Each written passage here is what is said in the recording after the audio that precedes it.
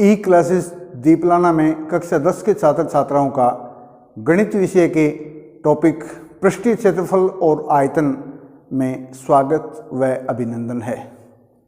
आज अपने पढ़ेंगे कि पृष्ठीय क्षेत्रफल और आयतन ठोस वस्तुओं का किस प्रकार से ज्ञात किया जाता है, वह क्या होता है और इसके मात्रक क्या हैं। देखिए, पृष्ठीय क्षेत्रफल घन घनाभ के बारे में आप छोटी कक्षा में पढ़ चुके हैं, 8वीं और 9वीं कक्षा में आराम से पढ़ चुके हैं कि घन घनाभ क्या है, इसके फलक, किनारे, शीर्ष वगैरह क्या होते हैं, आराम से पढ़ चुके हैं। फिर भी थोड़ा अपने इसका रिवाइज कर लेते हैं। देखिए, पृष्ठीय क्षेत्रफल होता है किसी ठोस का पृष्ठीय क्षेत्रफल उसके सभी पृष्ठों के क्षेत्रफलों का योग होता है। उसके सभी पृष्ठों के क्षेत्रफलों का योग होता है और क्षेत्रफल को वर्ग इकाई में मापा जाता है। किस में मापा जाता है? वर्ग इकाई में। आयतन कोई ठोस वस्तु आकाश में यानी स्पेस में जितना स्थान घेरती है, कोई ठोस वस्तु आकाश में या स्पेस में जितना स्थान घेरती है वह उस वस्तु का आयतन कहलाता है और आयतन को घन इकाई में मापा जाता है, जैसे घन मीटर या घन सेंटीमीटर जो भी हो। घनाभ ऐसा समांतर षट फलक जिसमें 6 फलक होते हैं, ऐसा समांतर षट फलक जिसके सभी पृष्ठ आयताकार होते हैं। कैसे होते हैं? आयताकार। सभी पृष्ठ आयताकार होते हैं, उसे घनाभ कहते हैं। और घनाभ को ठोस आयत फलकी या आयत फलकी ठोस भी कहते हैं। देखिए, जिस घनाभ की लंबाई, चौड़ाई व ऊंचाई बराबर हो या बराबर होते हैं उसे घन कहते हैं। क्या कहते हैं? उसे घन। जिस प्रकार से घनाभ का प्रत्येक पृष्ठ आयताकार होता है, ठीक उसी प्रकार घन का प्रत्येक पृष्ठ वर्गाकार होता है। घन का प्रत्येक पृष्ठ वर्गाकार होता है। देखिए, घनाभ में 6 फलक होते हैं, जैसे ईंट है, चौक का डिब्बा है, माचिस है, संदूक है, कमरा है। कमरे को आप देख सकते हैं। इसमें देखिए 2 लंबाई के पृष्ठ हैं, 2 चौड़ाई के पृष्ठ हैं और 2 ऊंचाई के पृष्ठ हैं। तो कुल मिलाकर कितने पृष्ठ हुए? 6। और ये सभी पृष्ठ आयताकार हैं। तो ये आकृति क्या हुई? एक घनाभ की आकृति हुई। इसी प्रकार आप एक चौक का डिब्बा भी ले सकते हैं, पुस्तक ले सकते हैं, इसमें संदूक ले सकते हैं, ईंट है, माचिस की डिब्बी है। इस प्रकार से कोई भी उदाहरण आप घनाभ का ले सकते हैं। अब इसमें देखिए कि किसी भी घनाभ में 6 फलक होते हैं। कितने फलक होते हैं? 6। 8 शीर्ष होते हैं और 12 किनारे होते हैं। 3 किनारे जिस बिंदु पर मिलते हैं, 3 किनारे जिस बिंदु पर मिलते हैं वह एक शीर्ष कहलाता है। जैसे कमरे में आप देख सकते हैं कि इस कमरे में 3 किनारे उस बिंदु पर मिल रहे हैं और वह बिंदु क्या कहलाएगा? शीर्ष। इस प्रकार से 4 शीर्ष ऊपरी साइड में है और 4 शीर्ष है वो नीचे की साइड में है। तो इस कमरे में कितने शीर्ष हुए? 8 शीर्ष हुए। तो ठीक इसी प्रकार एक घनाभ में 6 फलक, 8 शीर्ष और 12 किनारे होते हैं, जिसे कोर भी कहते हैं। यही बात घन के लिए लागू होगी। यदि किसी घनाभ की ऊंचाई 0 हो, बहुत इंपॉर्टेंट है ये, यदि किसी घनाभ की ऊंचाई 0 हो यानी h का मान यदि 0 हो जाए तो वह घनाभ एक आयत का रूप ले लेता है। वह घनाभ एक आयत का रूप ले लेता है यदि किसी घनाभ की ऊंचाई 0 हो। तो h का मान यदि 0 है तो वह घनाभ एक आयत का रूप ले लेता है। इसमें देखिए, घनाभ में ये लंबाई है, ये इसकी चौड़ाई है और ये क्या है? ऊंचाई। ठीक है। अब अपने देखते हैं कि घनाभ का पृष्ठीय क्षेत्रफल और आयतन किस प्रकार से अपने सूत्र द्वारा ज्ञात करते हैं। उसके बाद में घन का पृष्ठीय क्षेत्रफल, आयतन, विकर्ण आदि ज्ञात करना सीखेंगे।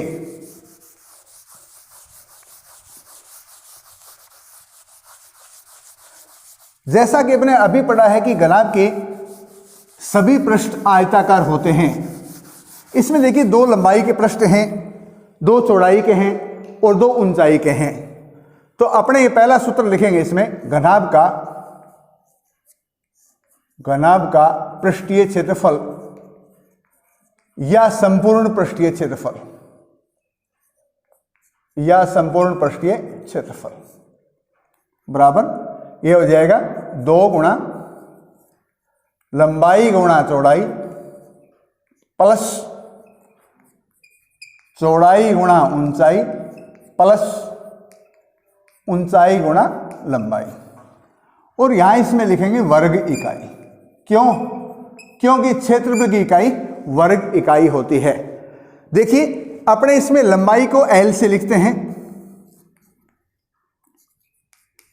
चौड़ाई को लिखते हैं B से और ऊंचाई को लिखते हैं H से। किससे लिखते हैं? H से। लंबाई को L से, चौड़ाई को B से और ऊंचाई को H से। तो ये सूत्र क्या हो जाएगा?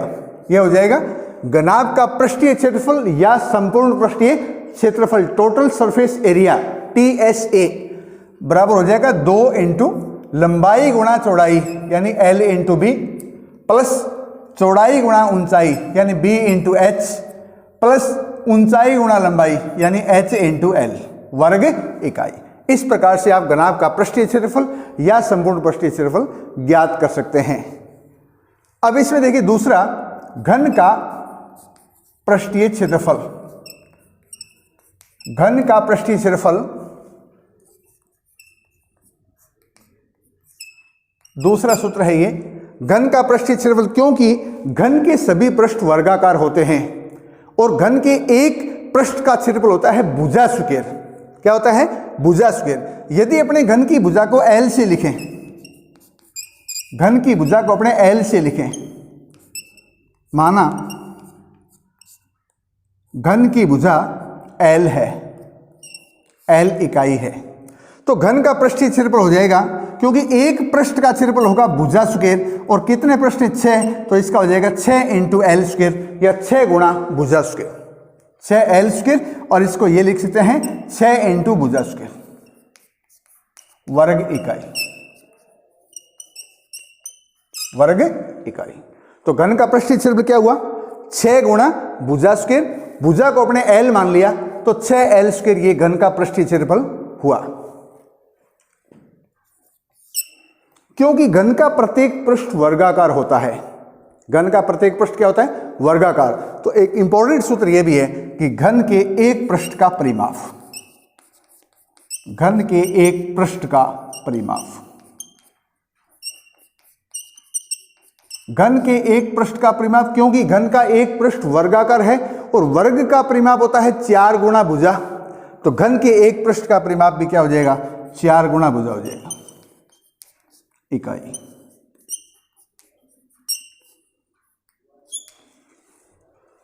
और घन के एक पृष्ठ का क्षेत्रफल भुजा स्क्वायर, भुजा स्क्वायर। अब अपने अगला सूत्र देखते हैं, घनाभ का विकर्ण, घनाभ का विकर्ण। घनाभ का विकर्ण बराबर रूट लंबाई स्क्वायर प्लस चौड़ाई स्क्वायर प्लस ऊंचाई स्क्वायर, लंबाई स्क्वायर प्लस चौड़ाई स्क्वायर प्लस ऊंचाई स्क्वायर, तीनों का यानी योग है और इसका अपने क्या निकालेंगे? वर्गमूल। तो घनाभ का विकर्ण क्या हुआ? Root L square plus B square plus H square. ठीक इसी प्रकार इसी को देखते हुए अपने निकाल लेते हैं घन का विकर्ण,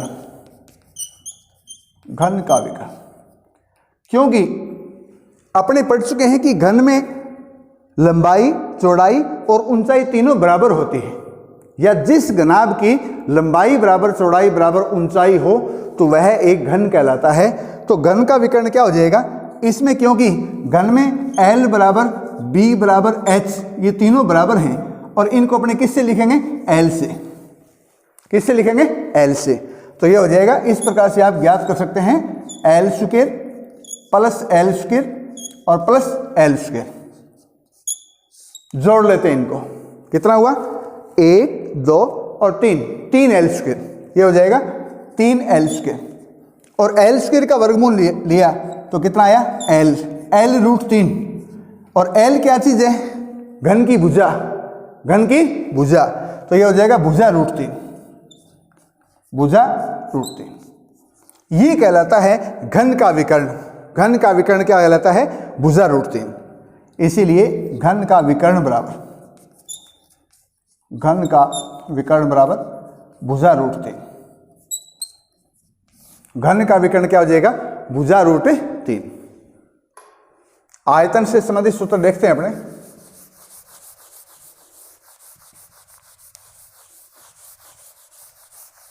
घनाभ का आयतन बराबर लंबाई गुणा चौड़ाई गुणा ऊंचाई घन इकाई। क्या हो जाएगा इसका? घनाभ का आयतन बराबर हो जाएगा लंबाई गुणा चौड़ाई गुणा ऊंचाई घन इकाई। आयतन को लिखते हैं V से, वॉल्यूम।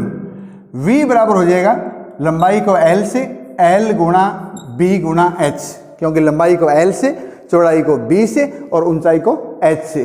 तो V बराबर हो जाएगा L गुणा B गुणा H या LBH। ये हो जाएगा घनाभ का आयतन। ठीक इसी प्रकार अपने देखते हैं घन का आयतन।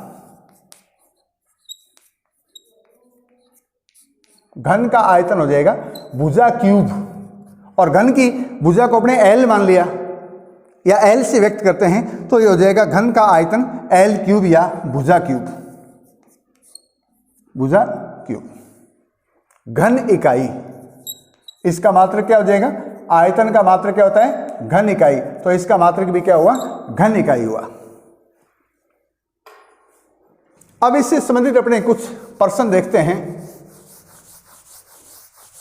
घन और घनाभ के पृष्ठीय क्षेत्रफल और आयतन से संबंधित प्रश्न, क्योंकि ये प्रश्नावली बोर्ड एग्जाम में 5 अंक की है, इसलिए महत्वपूर्ण प्रश्नावली है।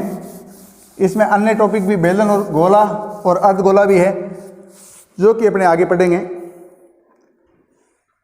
तो इसमें देखिए पहला प्रश्न, एक घनाभ की लंबाई 12 सेंटीमीटर, चौड़ाई 9 सेंटीमीटर और ऊंचाई 5 सेंटीमीटर है।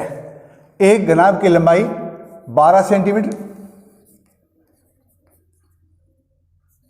चौड़ाई 9 सेंटीमीटर व ऊंचाई 5 सेंटीमीटर हो तो, दोबारा देखिए सवाल को, एक घनाभ की लंबाई 12 सेंटीमीटर, चौड़ाई 9 सेंटीमीटर और ऊंचाई 5 सेंटीमीटर हो तो घनाभ का पृष्ठीय क्षेत्रफल ज्ञात कीजिए। घनाभ का पृष्ठीय क्षेत्रफल ज्ञात कीजिए। अपने लिखेंगे इसमें प्रश्नानुसार, यानी प्रश्न के अनुसार। प्रश्नानुसार क्या दिया हुआ है? अपने को दिया हुआ है घनाभ की लंबाई। प्रश्नानुसार अपने को दिया हुआ है घनाभ की लंबाई, जिसको अपने L से लिखते हैं 12 सेंटीमीटर। उसके बाद में चौड़ाई कितनी है? चौड़ाई को B से लिखेंगे 9 सेंटीमीटर और ऊंचाई, जिसको अपने H से लिखते हैं 5 सेंटीमीटर। ये अपने को दिया हुआ है।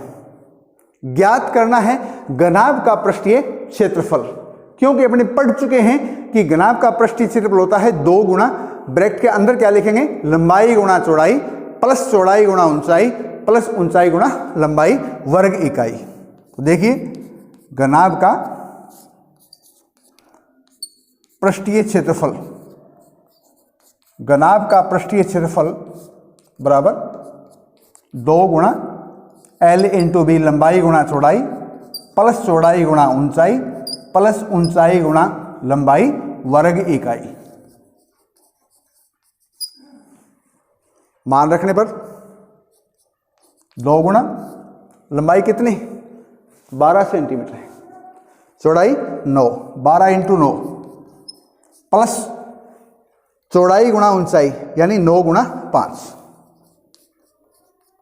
प्लस ऊंचाई गुणा लंबाई यानी 5 इंटू 12 5 इंटू 12। अब इनको 2 को गुणा करा लेंगे, 12 को 9 से गुणा करेंगे, 9 को 5 से गुणा करेंगे और 5 को 12 से गुणा करेंगे। 12 ने 108 प्लस 9 5 45 और 12 5 60। अब इन तीनों को एक साथ क्या करेंगे, जोड़ देंगे। तीनों को एक साथ जोड़ देंगे तो ये कितना हुआ देखो, 0 5 5 और 8 13, 1 6 और 1 7, 7 4 11, 11 का 1 और 1 2, 213। 213 को आप किससे गुणा करेंगे, 2 से, तो गुणा करा लें। 3 दूनी 6, 2 एकम 2 और 2 दूनी 4, 426 वर्ग सेंटीमीटर। 426 वर्ग सेंटीमीटर। यहां लिखेंगे अतः घनाभ का पृष्ठीय क्षेत्रफल बराबर, अतः घनाभ का पृष्ठीय क्षेत्रफल बराबर, अतः घनाभ का पृष्ठीय क्षेत्रफल बराबर 426 वर्ग सेंटीमीटर आंसर। इस प्रकार से आप घनाभ की लंबाई, चौड़ाई और ऊंचाई दी हुई होने पर आप घनाभ का पृष्ठीय क्षेत्रफल ज्ञात कर सकते हैं। अब इसी प्रश्न में यदि अपने को घनाभ का आयतन ज्ञात करना हो तो अपने घनाभ का आयतन भी ज्ञात कर लेते हैं। घनाभ का आयतन, घनाभ का आयतन, घनाभ का आयतन क्या होता है इसमें देखिए, घनाभ का आयतन होता है लंबाई गुणा चौड़ाई गुणा ऊंचाई घन इकाई। लंबाई गुणा चौड़ाई गुणा ऊंचाई घन इकाई। तो यह हो जाएगा लंबाई कितनी है इसमें 12 सेंटीमीटर इंटू चौड़ाई 9 और ऊंचाई कितनी है 5। गुणा करा लेते हैं इसको, 12 5 60 इंटू 9। अब गुणा करेंगे तो शून्य है ही और 9 6 का 54, यह हो जाएगा 540 घन सेंटीमीटर, घन सेंटीमीटर। इस प्रकार से यदि इसी प्रश्न में घनाभ का आयतन ज्ञात करना हो तो अपने आयतन भी इस सूत्र से आराम से ज्ञात कर सकते हैं। देखिए अगला प्रश्न बहुत इंपॉर्टेंट प्रश्न है अगला। 3 घनों की भुजाएं क्रमशः 3 घनों की भुजाएं क्रमशः 8 सेंटीमीटर, 6 सेंटीमीटर और 1 सेंटीमीटर है और उन्हें पिघलाकर एक नया घन बनाया गया। देखिए बहुत इंपॉर्टेंट सवाल है बोर्ड एग्जाम के संदर्भ में। 3 घनों की भुजाएं क्रमशः 8 सेंटीमीटर, 6 सेंटीमीटर व 1 सेंटीमीटर है। इन तीनों को पिघलाकर एक नया घन बनाया गया। इन्हें पिघलाकर एक नया घन बनाया गया, नया घन बनाया गया। तो नए घन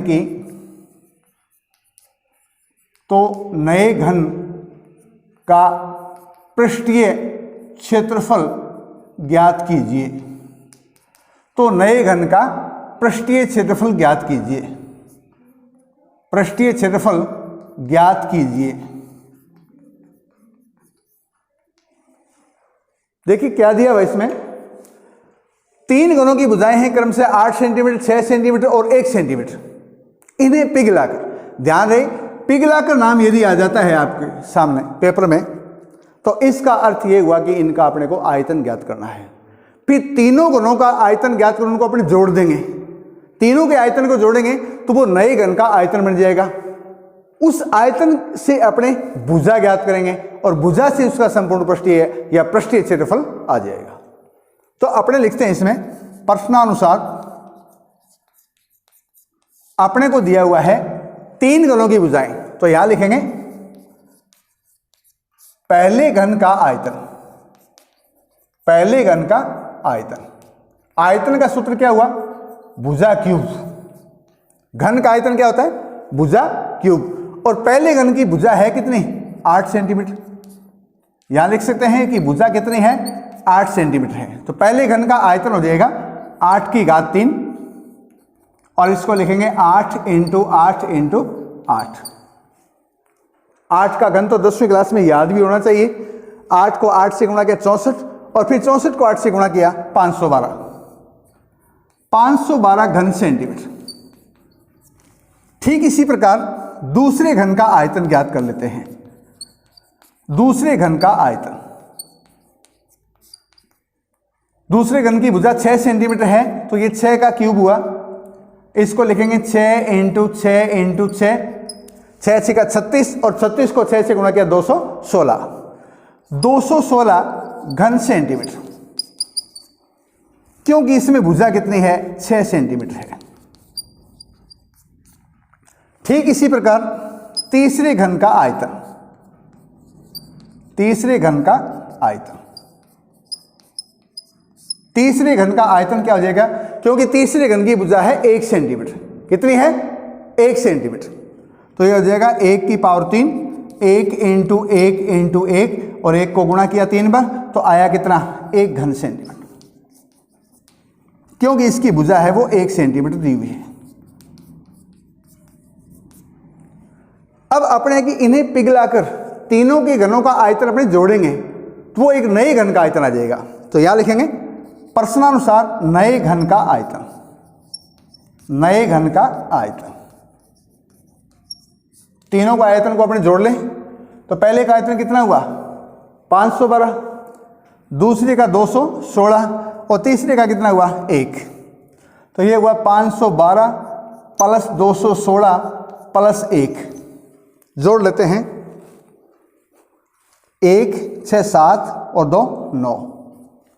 आगे देखिए, 1 और 1 2, और 5 2 7, 729 घन सेंटीमीटर।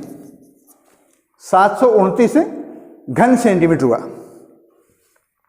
ठीक है, नए घन का आयतन हुआ 729 घन सेंटीमीटर। अब क्योंकि आयतन है और घन का आयतन, तो अपने आयतन का सूत्र लिखेंगे। आयतन का सूत्र हुआ भुजा क्यूब। भुजा क्यूब बराबर 729, भुजा क्यूब बराबर 729, और भुजा बराबर अपने ज्ञात करेंगे, तो ये 3 पावर आगे जाने से ये हो जाएगी 1/3, या उसका घनमूल, या उसका घनमूल। तो इसीलिए घन की भुजा बराबर, भुजा बराबर हो जाएगा 3√729, 3√729। ठीक है, इसकी पावर 2 होती तो केवल इसको अपने वर्गमूल ही लिखते, यहां 3 घात है तो 3 रूट हो जाएगा। ठीक है ना, 5 होती तो 5 रूट हो जाता। तो ये हो जाएगा 3√729, और इसको लिखते हैं अपने 729 की पावर, और ये रूट हटाने से बन जाएगी 1/3, यानी इसका घनमूल, इसका घनमूल। अब इसमें देखिए कि 729 है, इसके आप अभाज्य गुणनखंड करेंगे 729 के, तो ये 9 की घात 3 होता है, यानी 9 का घन होता है। तो 729 को इसीलिए घन की भुजा बराबर आप लिखेंगे, 729 को लिखेंगे 9 इंटू 9 इंटू 9 की पावर 1/3। 9 ने 81, और 81 को 9 से गुणा किया 729, क्योंकि 9 का घन है। देखिए, क्योंकि 9 की पावर 3 है, वो 729 होती है, 9 की पावर 3। तो अपने 729 के अभाज्य गुणनखंड कर लिए, तो उससे आप पाएंगे कि होता है कि 9 इंटू 9 इंटू 9। 9 ने 81, 81 को 9 से गुणा किया 729, यानी 9 की घात 3। तो इसको लिखेंगे 9 की पावर 3, और इसकी होल पावर कितनी है, 1/3। इन दोनों को अपने काट दिया, तो 9 की घात 1 का मान क्या हुआ, 9 सेंटीमीटर, 9 सेंटीमीटर। तो घन की भुजा कितनी हुई, 9 सेंटीमीटर। घन की भुजा बराबर 9 सेंटीमीटर। अब अपने को ज्ञात करना है घन का पृष्ठीय क्षेत्रफल। इसका सूत्र क्या हुआ, 6 गुणा भुजा स्क्वायर। प्रश्नानुसार लिखेंगे घन का पृष्ठीय क्षेत्रफल, ये हो जाएगा 6 गुणा भुजा स्क्वायर। क्या हो जाएगा भाई, 6 गुणा भुजा स्क्वायर। भुजा कितनी आई अपनी, 9 सेंटीमीटर। तो इसको लिखेंगे 6 इंटू 9 का स्क्वायर बराबर 6 इंटू 9 इंटू 9, 9 ने 81 और 81 को 6 से गुणा कर लेते हैं। 6 एकम 6 और 6 8 48, 486 वर्ग सेंटीमीटर। तो ये हो जाएगा 486 वर्ग सेंटीमीटर आंसर। अगला प्रश्न देखते हैं। एक छोटा सा प्रश्न है लेकिन बहुत ज्यादा इंपॉर्टेंट प्रश्न है, वो अपने देखते हैं अभी।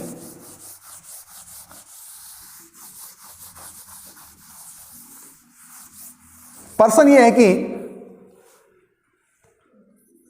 घन के एक पृष्ठ का परिमाप, घन के एक पृष्ठ का परिमाप 32 सेंटीमीटर, घन के एक पृष्ठ का परिमाप 32 सेंटीमीटर हो तो घन का आयतन ज्ञात कीजिए।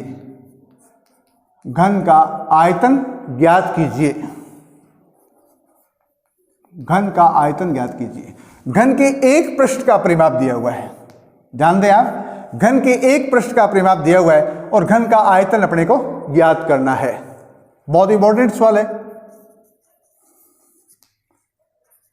प्रश्नानुसार अपने को दिया हुआ है घन के एक पृष्ठ का परिमाप,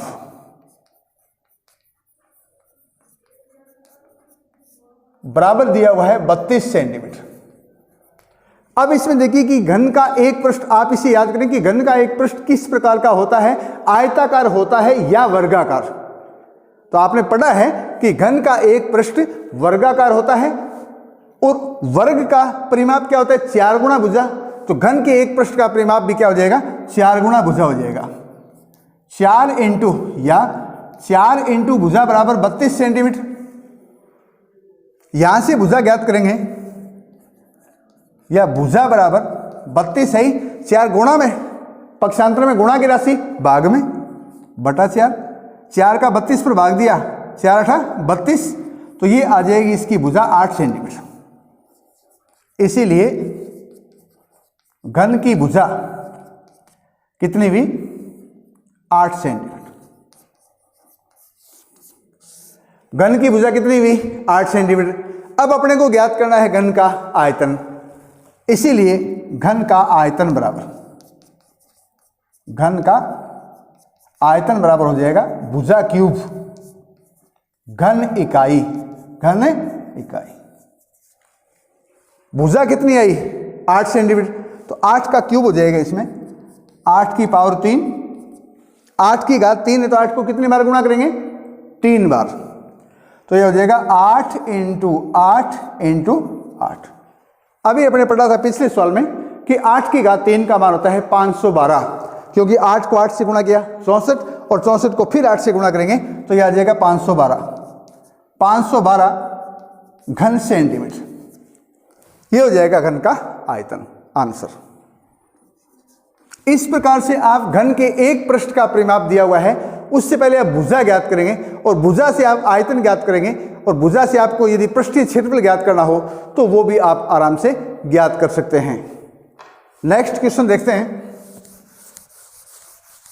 घन से संबंधित ही प्रश्न है अगला कि एक घन का आयतन, एक घन का आयतन, इसमें देखिए प्रश्न यह है, एक घन का आयतन 216 घन सेंटीमीटर हो तो घन का पृष्ठीय क्षेत्रफल ज्ञात कीजिए।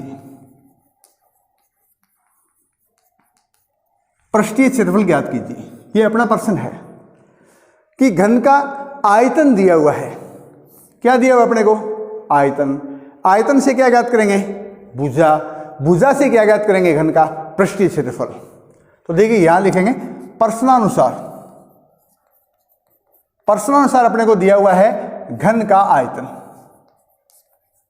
घन का आयतन। घन का आयतन दिया हुआ है 216 घन सेंटीमीटर। अपने को घन का आयतन दिया हुआ है तो अपने घन के आयतन का सूत्र यहां लगाएंगे। जो भी चीज दी हुई है उसी का आप सूत्र लिखेंगे। तो क्योंकि घन का आयतन होता है भुजा क्यूब, भुजा क्यूब बराबर 216, और यहां से भुजा ज्ञात करेंगे तो ये 3 है, वो आ जाएगा 3√216, 3√216 या 216 की पावर 1/3। तो इसको यहां से लिखेंगे, भुजा ज्ञात करने के लिए यहां से जो 3 घात है वो हो जाएगी 3√216, और इसको यदि आप वर्गमूल का निशान हटाएं तो आप ये लिख सकते हैं इसमें कि 216 की पावर 1/3। और क्योंकि अपने पढ़ चुके हैं, घात और घातांक में भी पढ़ चुके हैं कि 216 6 की घात 3 होती है। 216 के आप अभाज्य गुणनखंड करेंगे तो आप पाएंगे, क्योंकि 216 होती है 6 बराबर 6 की पावर 3। तो 216 को आप क्या लिखेंगे, 6 गुणा 6 गुणा 6, 6 गुणा 6 गुणा 6 की पावर 1/3। 6 की पावर कितनी हुई, 1/3 का अर्थ है कि यहां 3 संख्याओं में से आपको केवल एक संख्या लेनी है, या आप इसको लिख सकते हैं 6 की पावर 3 और गुणा में कितनी है 1/3, और 3 से 3 काट दिया तो 6 की पावर कितनी रही 1, और इसका अर्थ यह हुआ 6 सेंटीमीटर। तो ये घन की भुजा कितनी हुई 6 सेंटीमीटर। अब आपको क्या ज्ञात करना है, घन का पृष्ठीय क्षेत्रफल, पृष्ठीय क्षेत्रफल। तो अपने यहां से लिख लेते हैं कि घन का पृष्ठीय क्षेत्रफल, प्रश्नानुसार घन का पृष्ठीय क्षेत्रफल हो जाएगा 6 गुणा भुजा स्क्वायर, 6 गुणा भुजा स्क्वायर। मान रखने पर 6 इंटू भुजा कितनी आई है 6 सेंटीमीटर, 6 इंटू 6 का वर्ग, भुजा कितनी है 6 सेंटीमीटर। अब इसमें देखिए 6 इंटू 6 का वर्ग 36, और 36 को फिर 6 से गुणा किया 216, लेकिन ये अब की बार आ जाएगा वर्ग सेंटीमीटर। ये हुआ घन का पृष्ठीय क्षेत्रफल 216 वर्ग सेंटीमीटर। अगला प्रश्न देखते हैं, अगला भी बहुत ज्यादा इंपॉर्टेंट सवाल है।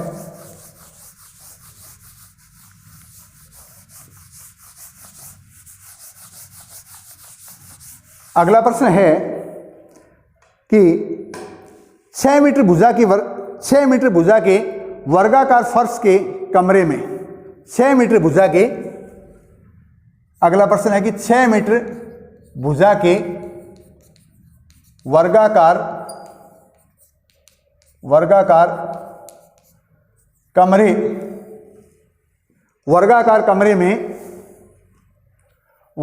कमरे में 180 घन मीटर वायु है, तो कमरे की ऊंचाई ज्ञात कीजिए। तो कमरे की ऊंचाई ज्ञात कीजिए। 6 मीटर भुजा के वर्गाकार कमरे में 180 घन मीटर वायु है, 180 घन मीटर वायु है, तो कमरे की ऊंचाई ज्ञात कीजिए।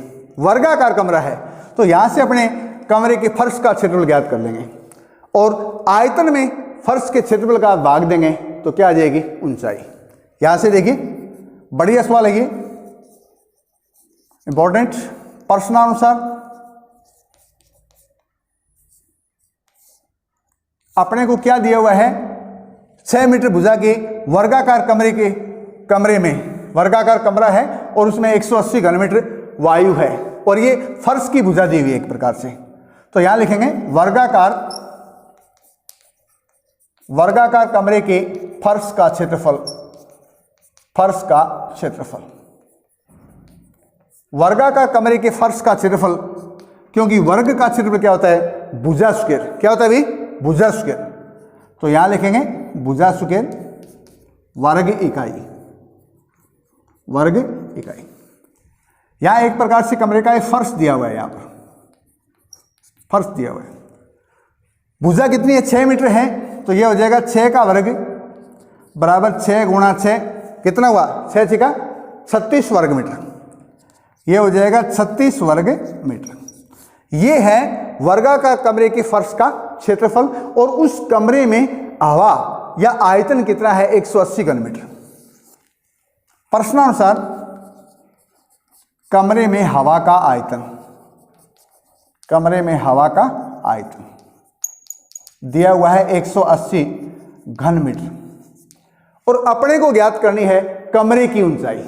यहां लिखेंगे प्रश्नानुसार कमरे की ऊंचाई, प्रश्नानुसार कमरे की ऊंचाई।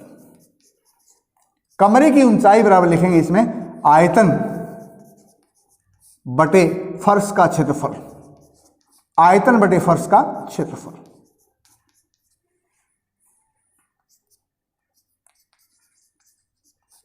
आयतन कितना हुआ, कितना दिया हुआ आयतन 180 घन मीटर, फर्श का क्षेत्रफल कितना ज्ञात किया 36 वर्ग मीटर, तो यह हो जाएगा 180 बटा 36। काट दे इसको, 4 से काट दिया, 9 चौका 36, यहां देखिए 4 चौका 16 बचा 2, 0 20, 4 5 20, तो यह आ जाएगा 45 बटा 9 और 9 5 45, 5 मीटर। अतः कमरे की ऊंचाई बराबर क्या लिखेंगे, अतः कमरे की ऊंचाई बराबर, अतः कमरे की ऊंचाई बराबर 5 मीटर, आंसर। तो पहले अपने क्या ज्ञात किया, वर्गाकार कमरे के फर्श का क्षेत्रफल भुजा स्क्वायर से, उसके बाद में आयतन पर यदि आप क्षेत्रफल का भाग देंगे तो ऊंचाई आ जाएगी, तो ऊंचाई कितनी आई है 5 मीटर। अगला प्रश्न देखते हैं।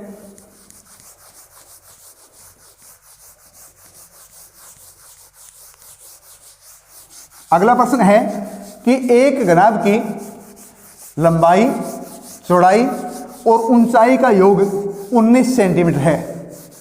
एक घनाभ की लंबाई, चौड़ाई और ऊंचाई का योग 19 सेंटीमीटर है, और उसके विकर्ण की लंबाई, और उसके विकर्ण की लंबाई है वो 11 सेंटीमीटर है। विकर्ण की लंबाई कितनी है 11 सेंटीमीटर। तो इसमें देखिए एक घनाभ की लंबाई, चौड़ाई व ऊंचाई का योग 19 सेंटीमीटर है तथा विकर्ण की लंबाई, तथा विकर्ण की लंबाई 11 सेंटीमीटर है। तो घनाभ की, तो घनाभ का पृष्ठीय क्षेत्रफल या संपूर्ण पृष्ठीय क्षेत्रफल ज्ञात कीजिए। बहुत ही बढ़िया सवाल है, बहुत ही बढ़िया सवाल। एक घनाभ की लंबाई, चौड़ाई और ऊंचाई का योग 19 सेंटीमीटर है। लंबाई, चौड़ाई व ऊंचाई का योग 19 सेंटीमीटर है और उसकी विकर्ण की लंबाई 11 सेंटीमीटर है। तो घनाभ का संपूर्ण पृष्ठीय क्षेत्रफल या पृष्ठीय क्षेत्रफल ज्ञात कीजिए। तो इसमें देखिए प्रश्नानुसार अपने को दिया हुआ है घनाभ की लंबाई, चौड़ाई व ऊंचाई का योग। प्रश्नानुसार अपने ये लिखेंगे कि L plus B plus H बराबर कितना है 19। अपने को ये दिया हुआ है कि L plus B plus H बराबर कितना है 19, ठीक है, 19 सेंटीमीटर। इसको अपने समीकरण नंबर 1 मान लेते हैं। और विकर्ण की लंबाई, पुनः प्रश्नानुसार यहां पर L, B और H घनाभ की क्रमशः लंबाई, चौड़ाई और ऊंचाई है। विकर्ण की लंबाई 11 सेंटीमीटर है। देखिए विकर्ण क्या होता है, घनाभ का विकर्ण होता है root L square plus B square plus H square बराबर दिया हुआ है 11 सेंटीमीटर। इसका वर्गमूल का निशान हटाने के लिए अपने क्या करेंगे, दोनों पक्षों का वर्ग करेंगे। दोनों पक्षों का वर्ग करेंगे। दोनों पक्षों का वर्ग करने पर, दोनों पक्षों का वर्ग करने पर, दोनों पक्षों का वर्ग करने पर, दोनों पक्षों का वर्ग करेंगे तो इसका रूट हट जाएगा। ये हो जाएगा L square plus B square plus H square. ये हो जाएगा L square plus B square plus H square बराबर 11 का वर्ग, 11 का वर्ग हो जाएगा 121। 11 का वर्ग हो जाएगा 121। इसका वर्ग करेंगे तो रूट का निशान हटेगा और 11 का वर्ग 121, इसको अपने समीकरण नंबर 3 मान लेते हैं। ठीक इसी प्रकार समीकरण 1 का भी अपने वर्ग कर लें। समीकरण 1 का भी वर्ग करने पर अपने देखते हैं कि समीकरण 1 का यदि अपने वर्ग करें तो ये हो जाएगा या L plus B plus H का होल स्क्वायर बराबर 19 का वर्ग, और ये हो जाएगा इसमें देखिए L plus B plus H का होल स्क्वायर बराबर 19 का वर्ग। 19 को अपने 19 से गुणा करें 361, इसको अपने समीकरण नंबर 4 मान लेते हैं।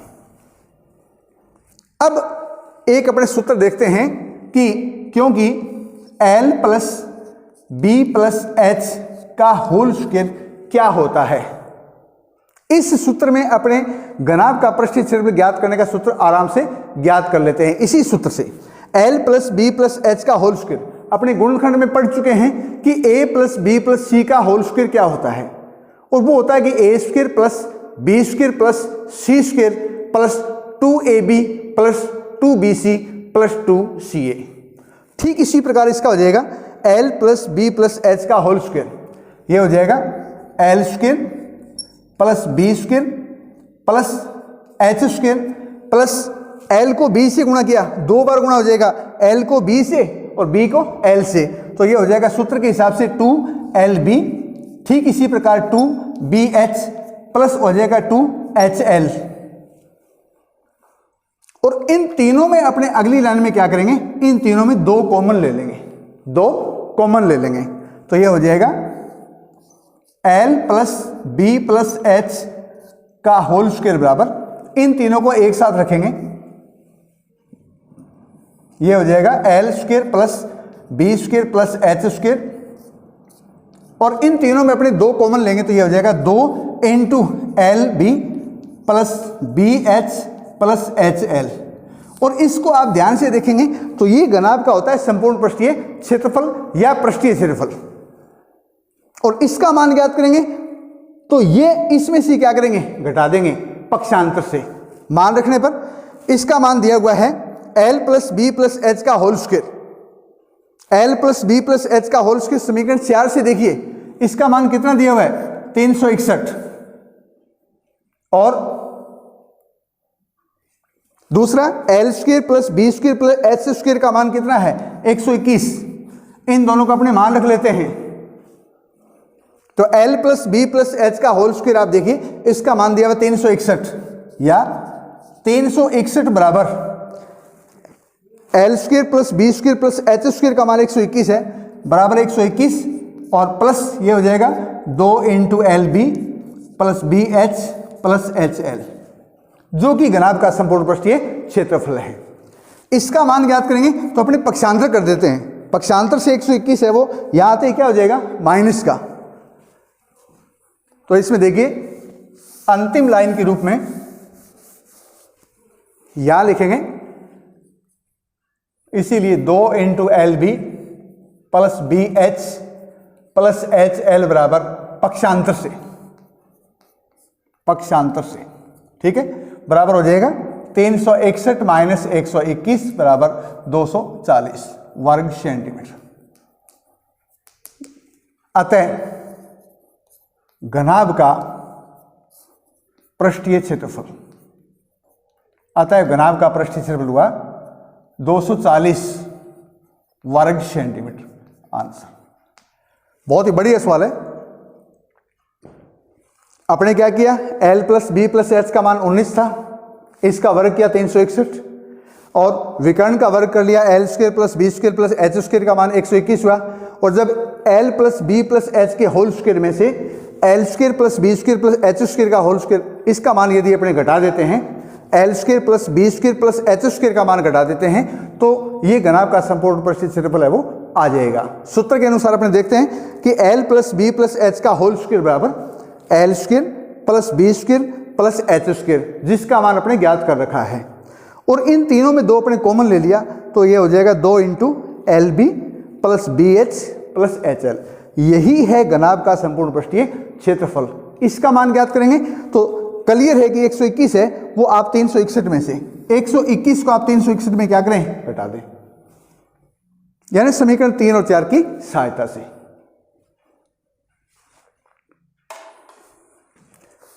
अंतिम सवाल के रूप में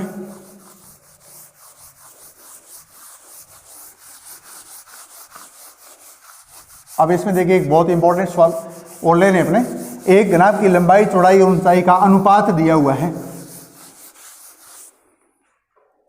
प्रश्न अपना यह है,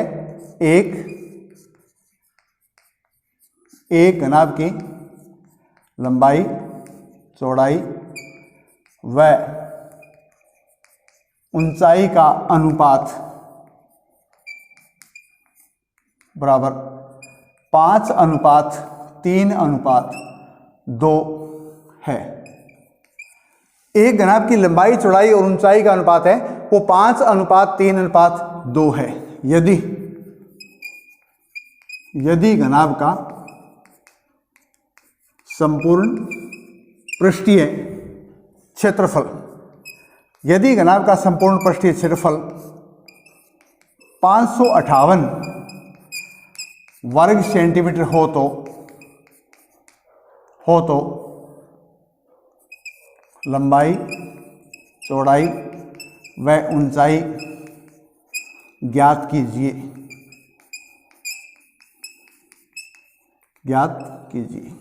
बहुत ही बढ़िया सवाल। एक घनाभ की लंबाई चौड़ाई ऊंचाई का अनुपात 5:3:2 दिया हुआ है। यदि घनाभ का संपूर्ण पृष्ठीय क्षेत्रफल 558 वर्ग सेंटीमीटर हो तो लंबाई चौड़ाई व ऊंचाई ज्ञात कीजिए, या इसमें कई बार यह भी पूछ सकते हैं कि घनाभ का आयतन ज्ञात कीजिए।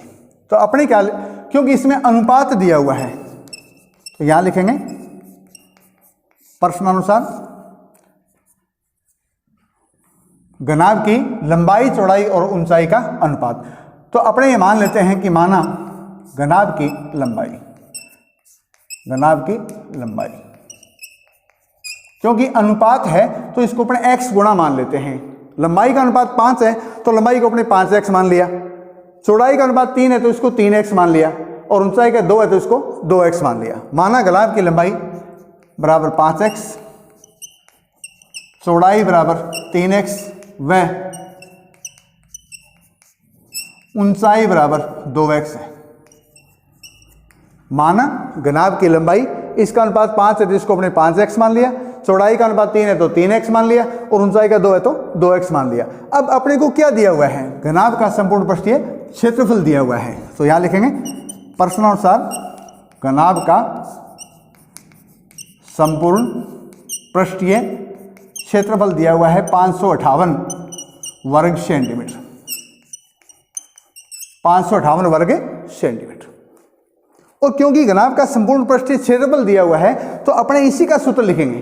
घनाभ का संपूर्ण पृष्ठीय क्षेत्रफल ज्ञात करने का सूत्र लिखेंगे, और इसका सूत्र लिखेंगे तो यह हो जाएगा या 2 गुणा L गुणा B प्लस B गुणा H प्लस H गुणा L, यानी 2 गुणा लंबाई गुणा चौड़ाई प्लस चौड़ाई गुणा ऊंचाई प्लस ऊंचाई गुणा लंबाई बराबर 558। अब इसमें अपने मान रख देते हैं, या 2 गुणा लंबाई का अनुपात, लंबाई का मान 5x इंटू चौड़ाई 4x प्लस चौड़ाई 3x है, चौड़ाई 3x। दोबारा देखिए, लंबाई का मान 5x इंटू चौड़ाई का मान 3x है, प्लस b का मान 3x, h का मान 2x प्लस h का मान 2x और l का मान है 5x बराबर 558।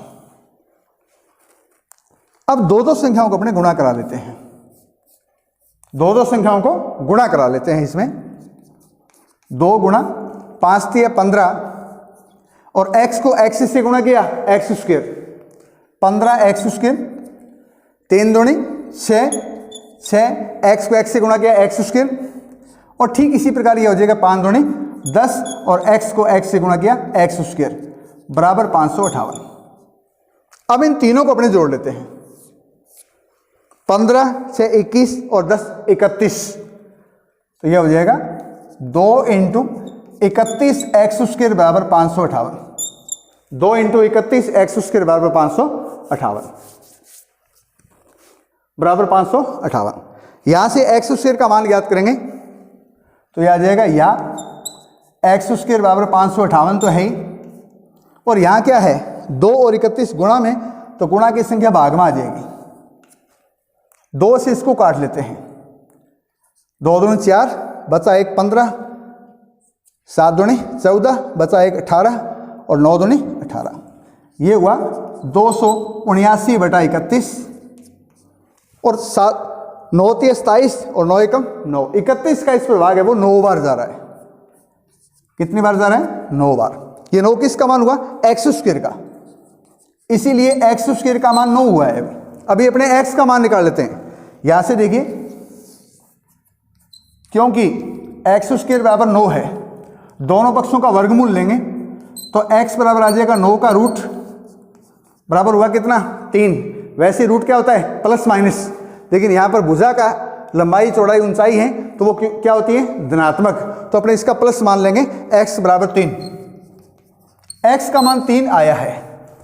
अब अपने लंबाई चौड़ाई ऊंचाई आराम से ज्ञात कर सकते हैं, क्योंकि लंबाई 5x है तो 5 × 3 15 सेंटीमीटर, चौड़ाई 3x है तो 3 × 3 9 सेंटीमीटर, और ऊंचाई 2x है तो 2 × 3 6 सेंटीमीटर।